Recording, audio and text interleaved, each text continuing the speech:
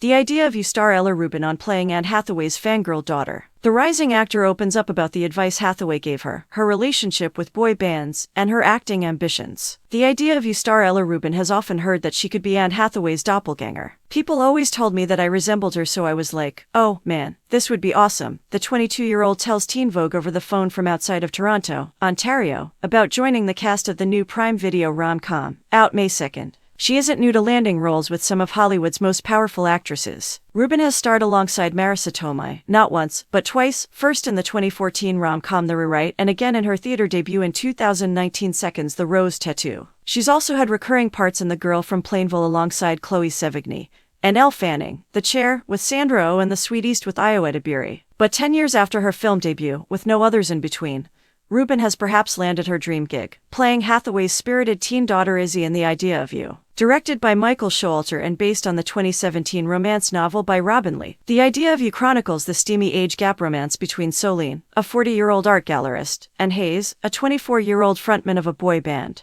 Rubin's Izzy happens to be a diehard fan of Hayes' band August Moon, and the catalyst for the pair's meet-cute. Of course, having a mom dating the lead singer of a boy band comes with some complications, and Izzy's relationship with Solene becomes collateral damage in the throes of the spotlight. It's incredibly heartbreaking to see what sort of this unnatural media-driven and massive amounts of attention can do to somebody's relationships and their mind, she says. Ahead of the release of The Idea of You, we spoke with Rubin about Fangirls, her relationship with Hathaway, and her upcoming role in Fear Street, Prom Night. Teen Vogue, how did you know you wanted to be an actor? Ella Rubin, I got cosmically lucky. I was never really interested in acting. My main interest and passion as a kid was painting. I was always passionate about art but never had thought about acting, and my best friend Mia, who's still my best friend now, wanted to do this after-school theater class. She was a bit nervous to audition and asked me to go with her for moral support, so I ended up auditioning, got in and decided to take the class with her. We did Susical, and then I just had a really fun time doing it. I felt sort of understood and kind of calm, perhaps, for the first time in my life. Then, my agent, who's still my agent now, was at the show and called us up. I was about 11, so my parents were slightly hesitant, but I begged, and they let me have this slow start.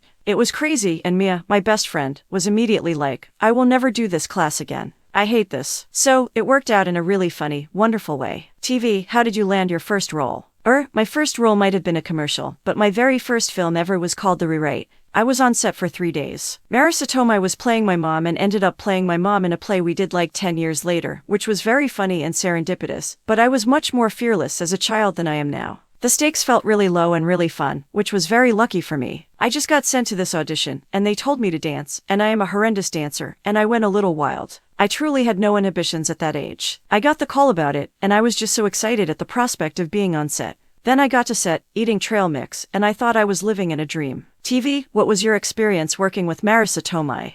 Well, I first worked with her when I was 11, and then when I was 17 or 18. When I was 11, we truly only had one scene together. For my role, I don't even think I had any lines. In terms of doing the play with her, it's funny and it sounds a little bit esoteric, but the primary advice she gave me throughout the play was to ground myself and be a tree, which really shaped my performance. It was constantly centering yourself because the frenetic energy of being on stage was really new and difficult for me when there's so many moving parts. So it was a lot about planting my feet in the earth and growing roots to be able to express from there, which was incredibly helpful, and something I tried to take with me. TV, tell me how you landed the role of Izzy in The Idea of You.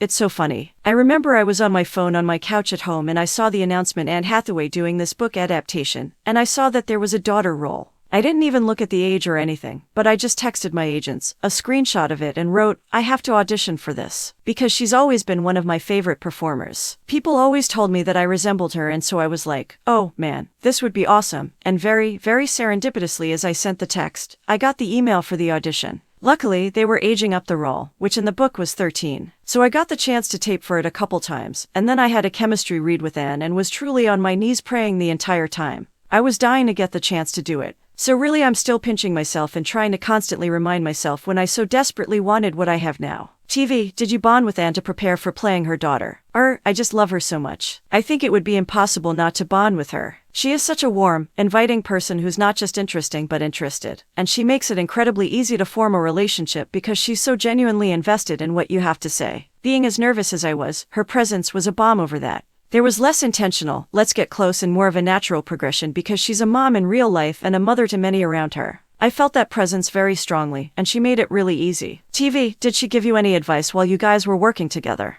Mostly to take care of myself. When you're an actor, you're the vessel for your work. So if you're not putting yourself first, filling your own cup and taking care of yourself, your work will suffer, and to do your best work you have to feel your best. She helped me in a way that didn't make the work any less important. She helped me lower the stakes a bit. I was nervous, and I was really intent on doing a good job in a way that sometimes hindered me. So I think I cared a little bit too much at times, and she helped me maintain that level of care, intention, and intensity towards my work, while also kind of letting the bullshit go a little bit. TV, the mother-daughter relationship is such an anchor in the book. How did you translate that onto the screen?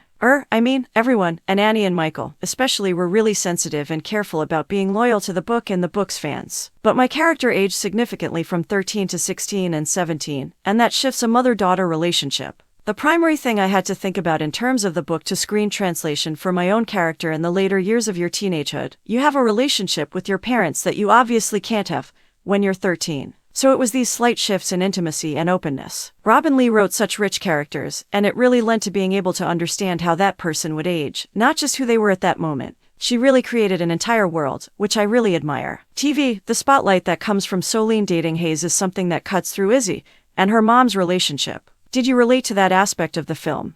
The level of fame and scrutiny that she's dealing with in the film and in the book is completely disparate to anything I have ever been close to witnessing on any level. So, reading the book and then the script, you feel for this young person who isn't even a subject of fame but sort of collateral damage. It's incredibly heartbreaking to see what sort of this unnatural media-driven and massive amounts of attention can do to somebody's relationships and their mind. So, you see Izzy and Solene really start to have a gap between because of the complications of wanting her mother to be happy and being so miserable in the spotlight, while also her heart breaking over the fact that Solene is doing her best. Fame and attention are kind of other characters in the film. I really couldn't relate at all to that sort of thing. My work luckily quiet and internal, and the people I've worked with have been very supportive. It was more sympathizing and empathizing, rather than drawing from any real experience. TV, Izzy is a huge August Moon fan. Were you a big fan of boy bands growing up?